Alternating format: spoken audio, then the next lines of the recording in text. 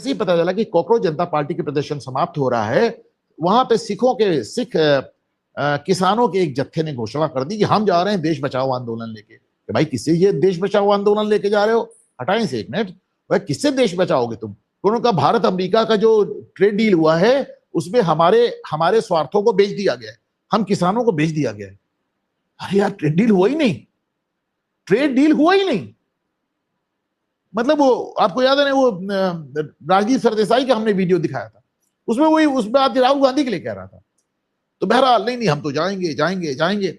ये आगे है सिंधु बॉर्डर पे, वो जो दूसरा खनौरी बॉर्डर, उस पर आके खड़े हो गए कि हमें दिल्ली जाना है। पर चूंकि तब तक हरियाणा में भाजपा की सरकार आ गई है और उन्होंने बड़ी सख्ती से कहा कोई कहीं नहीं जाएगा। दो चार लोगों ने जरा धीगा मुश्की की, नायब सिंह सैनी ने उन सबको पुलिस से उठा के थाने में बंद कर दिया। अब उसके बाद इन लोगों ने समझौता क्या किया कि आप हमारे आदमी छोड़ दो, हम वापस चले जाते हैं। और देखिए उनका जो किसान मोर्चा था, जो किसान मार्च था, वो स्थगित हो गया, कैंसिल हो गया। मान लीजिए आप, स्थगित होना कैंसिल नहीं होता, टलना होता है, और टलना ही मानिए क्योंकि लौटेंगे जरूर। दिक्कत क्या है कि पंजाब और दिल्ली के बीच में हरियाणा का बफर आ गया है और हरियाणा तुमको क्रॉस करने को मिलेगा नहीं। दिल्ली अब तुम्हारे लिए बहुत दूर हो गया। एक खबर जो कि राष्ट्रीय इंपॉर्टेंस की है, हालांकि उसकी शुरुआत उत्तर प्रदेश से हुई थी। Let me show you. The print की एक खबर दिखा रहे हैं आपको, 2 दिन पुरानी खबर दिखा रहे हैं, जबकि आप देखें इन्फोर्समेंट डायरेक्टरेट ईडी ने 4 स्टेट्स में इलीगल बांग्लादेशी घुसपैठियों और रोहिंग्या घुसपैठियों को लेके छापा मारा। आप कहेंगे इसमें खास बात क्या है? बहुत खास बात है साहब, कई चीजें इसमें बहुत खास है। देखिए हुआ क्या कि आज से ठीक 2 साल पहले, शायद 2 जुलाई 2024 को, उत्तर प्रदेश जो एटीएस है, एंटी टेरर स्क्वाड किसने बनाया था आपको मालूम? 2007 में मायावती ने बनाया था। आप ये मत सोचिए समाजवादी पार्टी इस तरह काम नहीं करती है। वो जब सपा सरकार आती है तो एटीएस में पनिशमेंट पोस्टिंग हो जाती है, इनकी सारी ताकत छीन ली जाती है, जिसको पनिश करना होता है एटीएस भेज दो। तो एंटी टेरर स्क्वाड जो एटीएस है उत्तर प्रदेश में, लखनऊ में, उसने एक एफआईआर लॉन्च की बांग्लादेशी घुसपैठियों और रोहिंग्या घुसपैठियों मुद्दे पे। लेकिन 2 ही दिन में उसको पता चल गया कि मामला बहुत बड़ा है।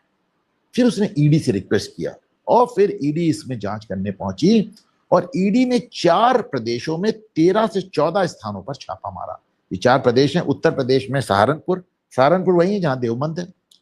दिल्ली में जामिया नगर, ऑफ कोर्स, और कहां हो सकता है?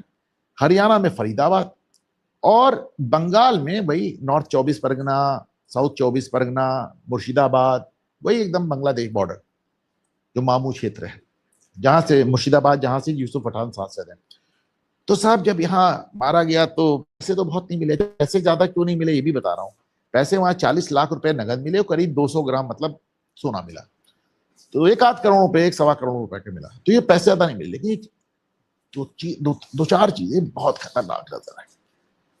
पूरा सिस्टम मिला साहब। पहला स्टेप में जो लोग आप कहते हैं ना कि बॉर्डर क्रॉस कर गए घुसपैठिए आ गए, अरे कुछ नहीं, वहां से शुरुआत होती है। इसमें दूसरी बात भी बड़ी खतरनाक है, आपको बताता हूं, आपको सुन के आश्चर्य होगा। उसके बाद क्रॉसिंग के बाद इनके अलग अलग स्पॉट्स पे इनके फर्जी कागज तैयार होते थे, PAN card, Aadhaar card, ration card, driving licence वगैरह। आपको याद है भी रायबरेली में एक रैकेट पकड़ा गया था और उसमें उन्होंने पता चला था 27-28 हजार फेक बर्थ सर्टिफिकेट जारी कर दिए थे, रिमेंबर? तो ये सारे कागजात बनाए जाते हैं। फिर तीसरे नंबर पे आपको कहीं ना कहीं एक मुस्लिम बस्ती में मकान किराए पे दिलाया जाता है। फिर चौथे नंबर पे आपकी रोजी रोटी का प्रबंध किया जाता है, और ये मस्जिदों से और मदरसों से हो रहा था। रोजी रोटी कैसे? आपको किसी छोटी, जैसे आपकी महिलाएं हैं तो उनको कहीं पे अपना झाड़ू पोछे की नौकरी मिल गई, खाना बनाने की कुक की मिल गई, पुरुषों को छोटा मोटा ठेला लगा दिया, छोटी मोटी दुकानें लगा दी, ई रिक्शे भी खरीदवाए गए हैं, ई रिक्शा खरीदवा दिया। और फाइनली 5वें नंबर पे आपको मस्जिद में ले जाकर आपको समाज में एसिमुलेट करना, यानी घुलने मिलने की कार्रवाई होती थी और समाज आपको अपना लेता था। अब किसी का बाप नहीं बता सकता। अब आप आएंगे तो पूरा मोहल्ला खड़ा, अरे नहीं साहब ये पिछले 200 साल से यहां रहते हैं। आप क्या करेंगे? तो अच्छा, और आगे देखिए, इससे भी खतरनाक बात क्या है। इन लोगों को जो पैसे आ रहे थे कहां से, इतना भाई ये कार्रवाई होती ना, पहले आपने बॉर्डर क्रॉस कराया, फिर आपने फर्जी कागज बनवाए, उसके बाद आपने उनको एक रोजी रोटी दी, उनको किराए पे घर दिलवाया, खाने पीने के इंतजाम किया, आखिर इतना पैसा कहां से आ रहा है? पैसा आ रहा है FCRA के जरिए NGOs को, जो अब नहीं आएगा। आपको सुन के और आश्चर्य होगा, अच्छा पैसे आते भी कैसे थे? मालूम ऐसे नहीं कि 2 लाख आ गए, 5 लाख आ गए, 10 लाख आ गए। यू विल बी सरप्राइज, पैसे आ रहे थे 2000, 5000, 7000, 9000, 8000, 10,000, 10,000 भी नहीं आते थे, 10 के नीचे रखे जाते थे अमाउंट, क्योंकि ये सब चीजें बैंकिंग ट्रांजैक्शन में पकड़ में आए और ये पैसे आ रहे थे NGOs को। और ये पैसे आ कहां से रहे थे? ज्यादातर यूनाइटेड किंगडम से आ रहे थे, ग्रेट ब्रिटेन, इंग्लैंड से आ रहे थे। बढ़िया है, तो हमारे यहाँ पैसे देते देते तुम ही भुखमरे हो गए, 10 साल में तुम्हारे साथ प्रधानमंत्री बदल गए। तुमको हमारे यहाँ शरारत में इतने पैसे खर्च करने थे कि तुम्हारे अपने यहाँ भुखमरी फैल गई और तुम्हारे यहाँ ताश के पत्ते की तरह प्रधानमंत्री बदल रहे हैं। लेकिन FCRA से ये सब बदलने वाला है। और आप देखिए, कोई भी चीज ऐसे ही नहीं हो रही है। अमित शाह ने कितनी जगह काम कर रखा है, वो डेमोग्राफी चेंज एक कमेटी बनाई, जहां जहां पे डेमोग्राफी बदल रही है, वो FCRA भी साथ में ले आए हैं, NRC भी लाने वाले हैं, नेशनल पॉपुलेशन रजिस्टर NPR भी ला रहे हैं, CAA से भी जोड़ रहे हैं, सब कुछ सुगठित। देखिए ये वो बात है, ये वो बात है। एक मिनट सब भूल जाइए, कॉकरोच जनता पार्टी भूल जाइए, सब सरकार भूल जाइए, पार्लियामेंट भूल जाइए, विपक्ष भूल जाइए, सब भूल जाइए। देश की सुरक्षा की बात है कि कोई इसी मुद्दे पे गुवाहाटी हाई कोर्ट ने कहा था और बाद में सुप्रीम कोर्ट ने कहा था कि ये बात केवल घुसपैठियों की नहीं, ये देश की सुरक्षा का मामला है, इस देश की सुरक्षा का मामला है।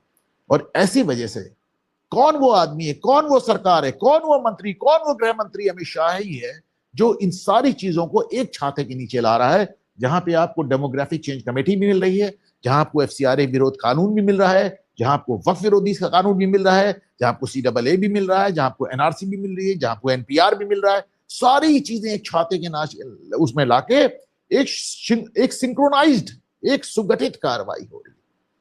पहली बार जमाने बाद कोई देश बचा रहा है, बच जाने दीजिए इसको, बहुत जरूरी है हमारे आपके बच्चों के लिए।